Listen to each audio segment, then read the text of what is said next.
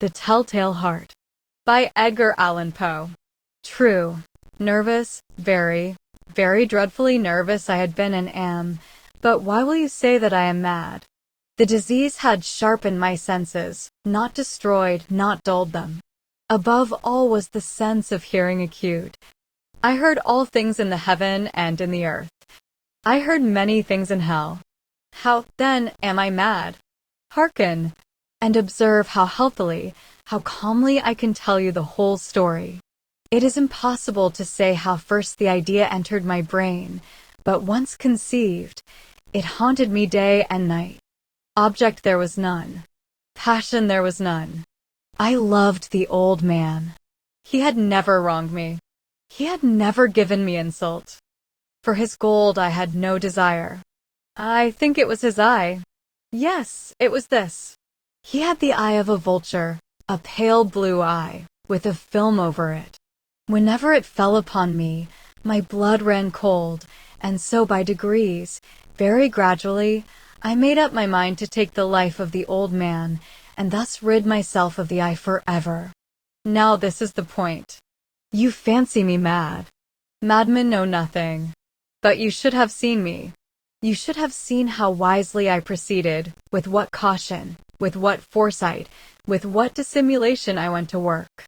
I was never kinder to the old man than during the whole week before I killed him.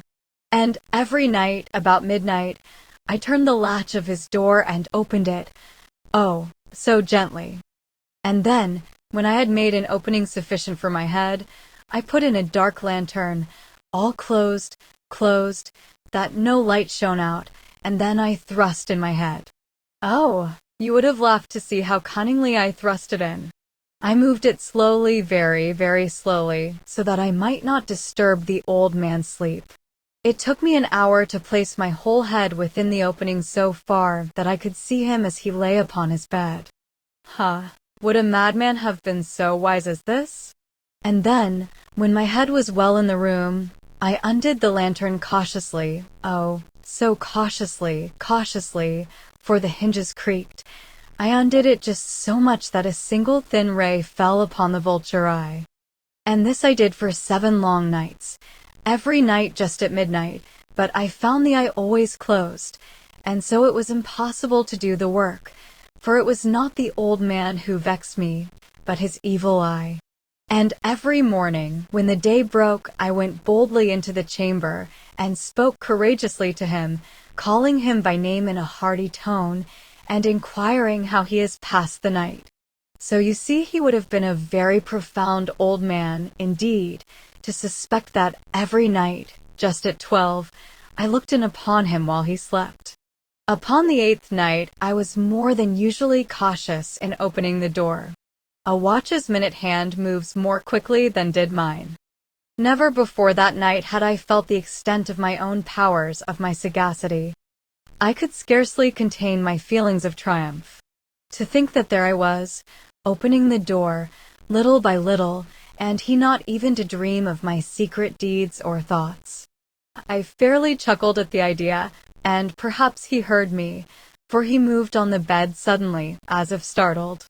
Now you may think that I drew back, but no. His room was as black as pitch with the thick darkness, for the shutters were close fastened, through fear of robbers, and so I knew that he could not see the opening of the door, and I kept pushing it on steadily. I had my head in, and was about to open the lantern, when my thumb slipped upon the tin fastening, and the old man sprang up in bed, crying out, "Who's there?" I kept quite still and said nothing. For a whole hour I did not move a muscle, and in the meantime I did not hear him lie down. He was still sitting up in the bed listening, just as I have done, night after night, hearkening to the death watches in the wall. Presently I heard a slight groan, and I knew it was the groan of mortal terror. It was not a groan of pain or of grief. Oh, no. It was the low stifled sound that arises from the bottom of the soul when overcharged with awe. I knew the sound well. Many a night, just at midnight, when all the world slept, it has welled up from my own bosom, deepening, with its dreadful echo, the terrors that distracted me. I say I knew it well. I knew what the old man felt, and pitied him, although I chuckled at heart. I knew that he had been lying awake ever since the first slight noise, when he had turned in the bed. His fears had been ever since growing upon him. He had been trying to fancy them causeless, but could not. He had been saying to himself, "It is nothing but the wind in the chimney. It is only a mouse crossing the floor," or "It is merely a cricket which has made a single chirp." Yes, he had been trying to comfort himself with these suppositions, but he had found all in vain. All in vain, because death, in approaching him, had stalked with his black shadow before him and enveloped the victim. And it was the mournful influence of the unperceived shadow that caused him to feel, although he neither saw nor heard, to feel the presence of my head within the room. When I had waited a long time, very patiently, without hearing him lie down, I resolved to open a very, very little crevice in the lantern. So I opened it, you cannot imagine how stealthily, until, at length a simple dim ray, like the thread of the spider, shot from out the crevice and fell full upon the vulture eye. It was open, wide, wide open, and I grew furious as I gazed upon it. I saw it with perfect distinctness, all a dull blue, with a hideous veil over it that chilled the very marrow in my bones. But I could see nothing else of the old man's face or person, for I had directed the ray as if by instinct, precisely upon the damned spot. And have I not told you that what you mistake for madness is but over-acuteness of the sense? Now, I say, there came to my ears a low, dull, quick sound, such as a watch makes when enveloped in cotton. I knew that sound well, too. It was the beating of the old man's heart. It increased my fury, as the beating of a drum stimulates the soldier into courage. But even yet I refrained and kept still. I scarcely breathed. I held the lantern motionless. I tried how steadily I could maintain the ray upon the eye. Meantime, the hellish tattoo of the heart increased. It grew quicker and louder every instant. The old man's terror must have been extreme.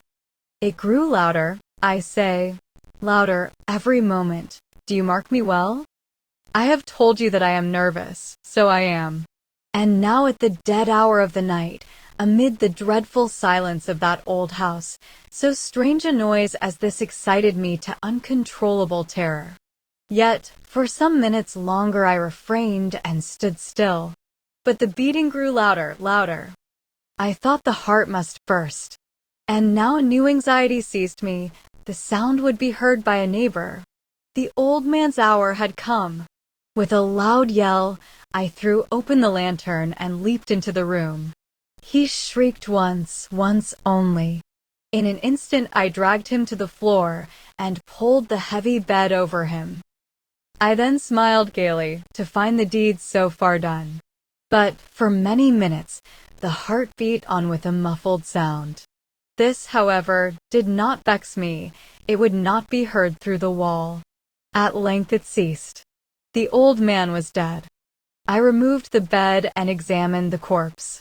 Yes, he was stone dead.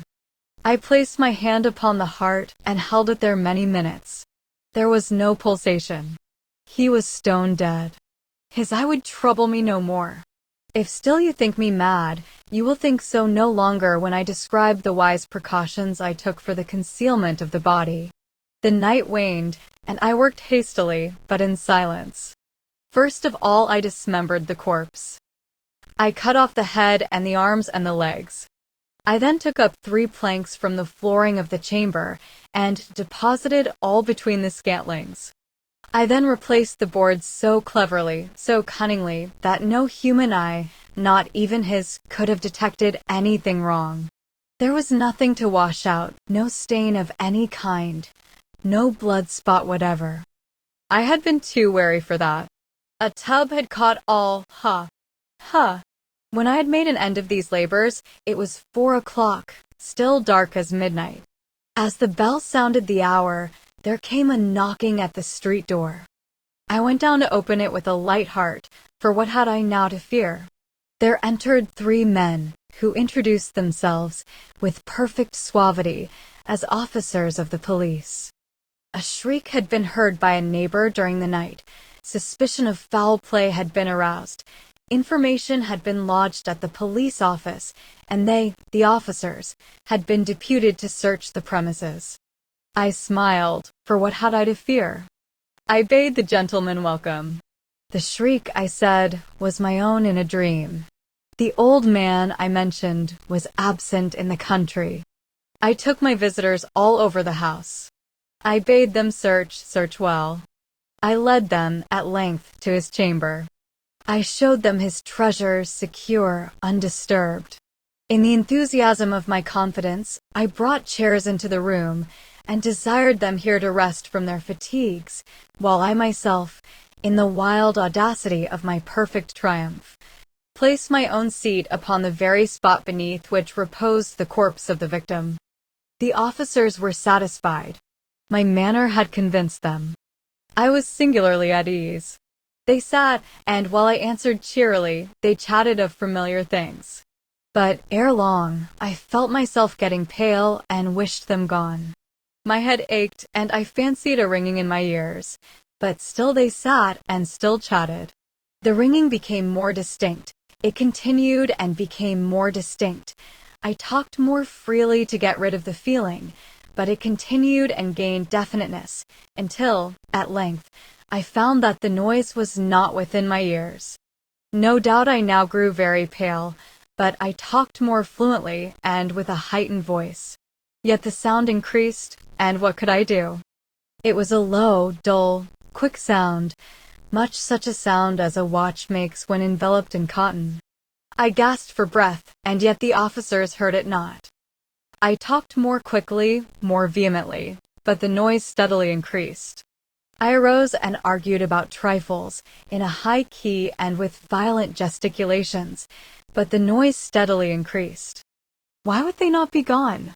I paced the floor to and fro with heavy strides, as if excited to fury by the observations of the men, but the noise steadily increased. Oh God! What could I do? I foamed, I raved, I swore. I swung the chair upon which I had been sitting, and grated it upon the boards, but the noise arose over all and continually increased. It grew louder, louder, louder. And still the men chatted pleasantly and smiled. Was it possible they heard not? Almighty God, no, no. They heard, they suspected, they knew. They were making a mockery of my horror. This I thought, and this I think. But anything was better than this agony. Anything was more tolerable than this derision. I could bear those hypocritical smiles no longer. I felt that I must scream or die. And now, again, hark! Louder! Louder! Louder! Louder! Villains! I shrieked, dissemble no more. I admit the deed, tear up the planks. Here, it is the beating of his hideous heart.